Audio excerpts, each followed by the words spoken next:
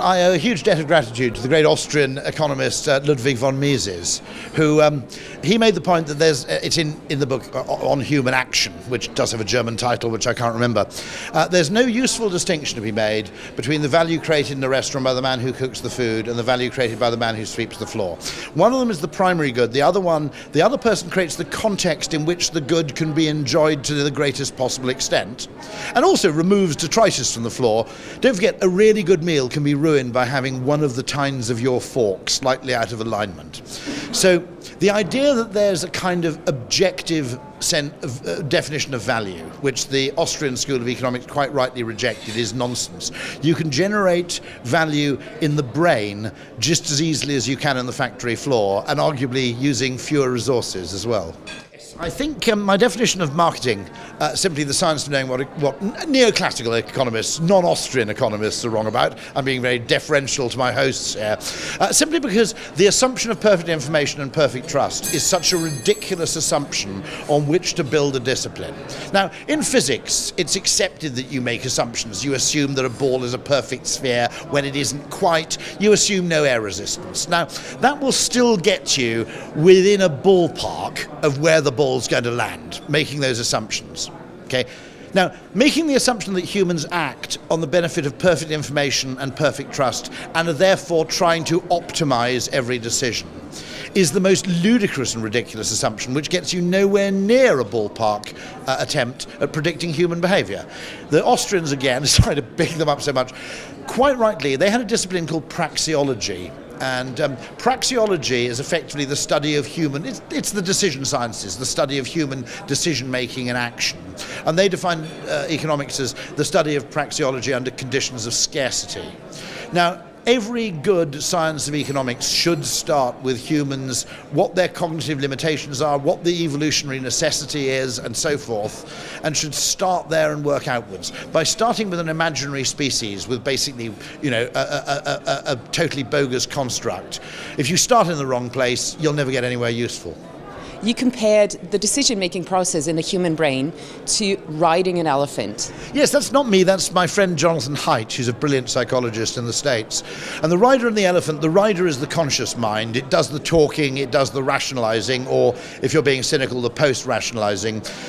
The elephant is the older, silent, more emotional, and actually more wide-ranging in its influences part of the brain. The point is that the conscious part of the brain is deluded as to the power it has over decision-making and action. And so, to use a phrase which no one can quite credit properly, but I think it's a great phrase, our conscious brain thinks it's the Oval Office, when in reality it's more like the press office. The real decisions are taken somewhere else, and what we do in consciousness is post-rationalize a plausible sounding story that explains them, but which doesn't really understand what the reasons were to begin with. I think that you could produce more successful and more useful property advertising if it were mandatory by law that all property ads had to list 5 positives and at least 2 negatives. Because I think in some cases, of course, people are looking for negatives. They're looking for a property they want to do up. For example, they like living next to a railway track. Living in the Heathrow flight path is actually a bonus if you're a plane spotter. Now, I think the fact that every property ad is essentially a distorted view of reality, because it only lists the positive and then buries over or glosses over or weasels out of the negatives. I think it reduces trust overall, but I also think it massively increases search costs. Because, you know, I'd be quite keen on buying a house next to a really noisy pub, because I always stay up till 1 o'clock in the morning anyway, so it's no downside.